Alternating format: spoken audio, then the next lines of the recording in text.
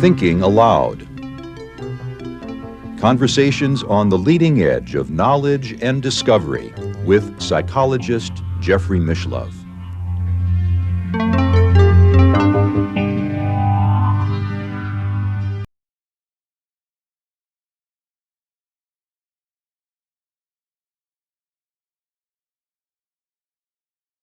Interesting things you mentioned in the book has to do with the lingering effect of some of Ted's apparent influence. Do you want to mention that?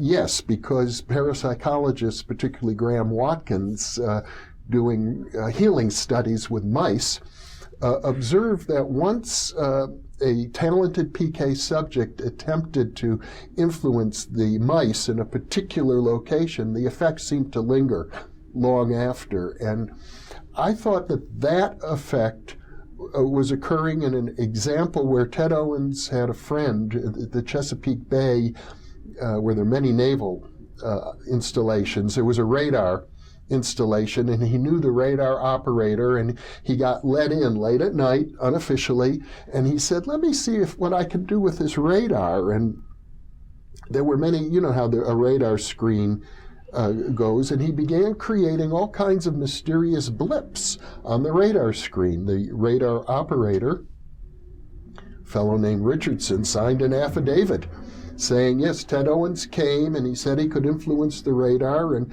we saw many strange things on the radar screen. Well, within several weeks of that event, at least 2 airplanes crashed in the Chesapeake Bay.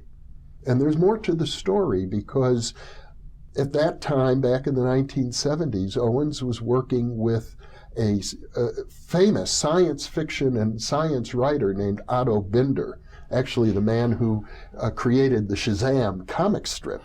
And Otto Binder published 4 articles in Saga magazine about Ted Owens, including this story about the plane crashes in the Chesapeake Bay. And after one of those articles was published, Ted Owens was on an expedition to Egypt. One of his wealthy backers had financed a trip for him to go and explore the mysterious psychic powers of the pyramids. So he's returning to New York on a flight from Cairo, and he's sitting up in first class, getting drunk, and has the Saga magazine article, and he's showing to the stewardesses, like, I'm the guy who caused these airplane crashes. I can do PK. And as he's bragging about this, at that moment, and I might mention that often when he does PK, he creates what he calls a PK map, pictures of what he intends to accomplish. And he focuses on those pictures, and then these events come true. In his mind, he's sending a telepathic message to his friends, the space intelligences, who have the power to control all these events. But so here he is, focusing on the pictures. He's in an altered state of consciousness from alcohol, the same altered state he uses when he likes to control athletic events.